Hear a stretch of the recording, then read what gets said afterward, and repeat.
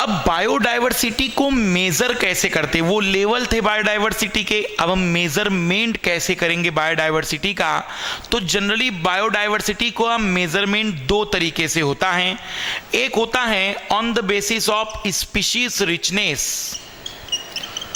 Species richness मतलब हम बात करते हैं कि वहां जातीय या प्रजातीय प्रचुरता कितनी है, प्रजातीय प्रचुरता। और दूसरा होता है स्पीशीज इवननेस। इवननेस का मतलब होता है कि वहां पर प्रजातियों का वितरण कैसा है, वहां पर किस टाइप से स्पीशीज डिस्ट्रीब्यूट है, मतलब क्या वहां पर सभी प्रजातियां बिल्कुल एक ही कोई प्रजाति डोमिनेंट है या सभी बराबर नंबर में है। तो आइए देखना हम क्या बातचीत कर रहे हैं। स्पीशीज रिचनेस का साधा सा सिंपल सा मीनिंग ये है कितनी प्रजातियां है, कितनी प्रजातियां। अगर इसे कैलकुलेट किया जाए तो इसे तीन तरीके से मेजर करते हैं।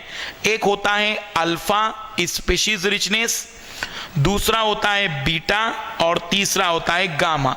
इसे कहते हैं अल्फा बायोडाइवर्सिटी, अल्फा बायोडाइवर्सिटी, इसे कहेंगे बीटा बायोडाइवर्सिटी और इसे कहते हैं गामा बायोडाइवर्सिटी।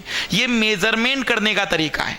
मेजरमेंट में जो अल्फा है इसे कहते हैं counting of species, counting of organism. Counting of organism का मतलब हम कहेंगे कि उस फॉरेस्ट में कितनी टोटल पॉपुलेशन है, टोटल कम्युनिटी टोटल कितनी है। मतलब मान लीजिए टाइगर 20 है, रैबिट 200 है और लॉयन 5 है, तो आपने सबको हेड काउंट कर लिया तो हम कहेंगे कि आपने क्या मेजर किया, अल्फा बायोडाइवर्सिटी। या हम कहें कि वहां कितनी टाइप की प्रजातियां हैं, हम उसे कहेंगे कि वो अल्फा बायोडाइवर्सिटी की बात करते हैं। जैसे हम कहते हैं कि एवरग्रीन फॉरेस्ट, सदाबहार वनों में प्रजातियां अधिक हैं, इसका मतलब मैं बताना चाह रहा हूं कि वहां अल्फा बायोडाइवर्सिटी ज्यादा है। बट बीटा का मतलब है कि चेंज कितना हो गया है। आप जब एक इकोसिस्टम से दूसरे इकोसिस्टम में गए तो कितनी स्पीशीज चेंज हो गई, कितनी होगी ऐसी जो एज इट इज रही होगी और कुछ नई आई होगी, तो हम कहेंगे कि कितना चेंज होता है उसे बीटा बायोडाइवर्सिटी कहते हैं। या हम ये कहते हैं कि कंपैरिजन है एक्चुअल में ये कि दो इकोसिस्टम में, इकोसिस्टम का जब मैंने ए इकोसिस्टम और बी इकोसिस्टम में अलग अलग स्पीशीज देखी तो यहाँ 8 थी और यहाँ 6 थी, तो हम कहेंगे कि कंपैरिजन जब आपने किया तो ये बीटा बायोडाइवर्सिटी को शो करता है कि वहां कितना चेंज आया, इंक्रीज हुआ या डिक्रीज हुआ, लेकिन वहां स्पीशीज कितनी इंक्रीज या डिक्रीज हुई, चेंज को शो करता है। ये कंपैरिजन के लिए यूज की जाती है। और थर्ड होता है गामा बायोडाइवर्सिटी, जिसका मीनिंग लिया जाता है कि कितने टाइप के इकोसिस्टम, कितने टाइप की कम्युनिटीज या कितने टाइप के हैबिटेट, आवास उस बड़े ज्योग्राफिकल एरिया में हैं, तो हम कहेंगे कि वो क्या है, गामा बायोडाइवर्सिटी। गामा का मतलब होता है कि एक पर्टिकुलर बड़े ज्योग्राफिकल एरियाज में कितने टाइप के इकोसिस्टम मिलते हैं। फिर दोहरा दूं मैं, एक्चुअल में यह काउंटिंग है स्पीशीज का, यह चेंज है स्पीशीज का, और ये किसी बड़े ज्योग्राफिकल एरियाज में डिफरेंट टाइप के हैबिटेट है, आवास है, कि वहां पर क्या डेजर्ट वाला आवास भी है, क्या डेजर्ट वाले हैबिटेट भी हैं, क्या वहां पर एवरग्रीन भी है, क्या वहां पर मैंग्रोव भी है, तो हम उसे कहते हैं कि वो गामा बायोडाइवर्सिटी है।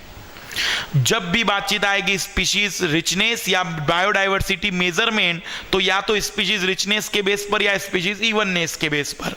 रिचनेस में हम काउंट करेंगे अल्फा, बीटा और गामा। अल्फा मींस कितने हैं, बीटा मींस कितना चेंज है, और गामा मींस कितने टाइप के हैबिटेट है। और छोटी सी बात देखें, इवननेस का मतलब होता है कि जब हमने बायोडाइवर्सिटी वहां देखी तो कहीं कोई एक प्रजाति डोमिनेंट तो नहीं है।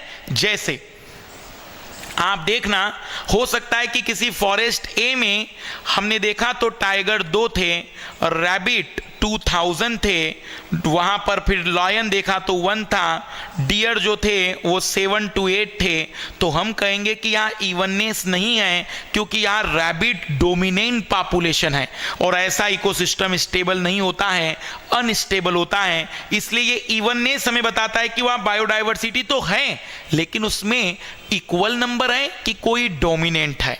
और मान लीजिए कि कोई दूसरा इकोसिस्टम है, दूसरा बी इकोसिस्टम है जहां टाइगर 12 है, रैबिट 200 है, लॉयन 7 है, और वहां पर अगर हम देखें तो डियर हिरनों की संख्या भी लगभग 100 है, तो हम कहेंगे यहाँ कोई डोमिनेंट नहीं है, लगभग इवननेस है, तो ऐसा इकोसिस्टम स्टेबल होगा। आप देखना ह्यूमन बीइंग जितनी भी चीजें बनाता है, जैसे ह्यूमन बीइंग ने सिटी बनाई, शहर बनाए, तो शहरों में प्रॉब्लम बढ़ गई, पॉल्यूशन बढ़ गया। और आप देखेंगे कि पॉल्यूशन बढ़ने के पीछे या साइक्लीकरण या रिसाइकल प्रोसेस नहीं हो पा रही है। क्यों? क्योंकि जब कोई ह्यूमन बीइंग कोई इकोसिस्टम बनाता है तो उसमें वह अपनी पॉपुलेशन को डोमिनेट करता है और बाकी किसी को नहीं डेवलप होने देता है। इसकी वजह से हर जगह पर पॉल्यूशन, रिसाइकलिंग का प्रॉब्लम और बाकी प्रॉब्लम क्रिएट होते हैं जो उस इकोसिस्टम को अनस्टेबल करते हैं। इस अर्थ पर सबसे बड़ा रहवासी एरिया किनका है? कोरल का। जो ग्रेट बैरियर रीफ हम देखते हैं, तो ये कोरल से इतना बड़ा हैबिटेट बना कैसे होगा? इस रूल की वजह से, क्योंकि वो इवननेस पर ज्यादा ध्यान देते हैं। वो अपने आप को केवल एक को ही डोमिनेट नहीं करते हैं, वो ट्राई करते हैं कि सभी लोगों का नंबर अलग अलग, जो प्रोड्यूसर है वो मिलने चाहिए, जो कंज्यूमर है वो मिलने चाहिए। तो जब इवननेस बेहतर होता है तो इकोसिस्टम की स्टेबिलिटी उतनी ही अच्छी होती है। ये होता है मेजरमेंट। अब हम देखेंगे इनसे हमें क्या सर्विसेज मिलती है।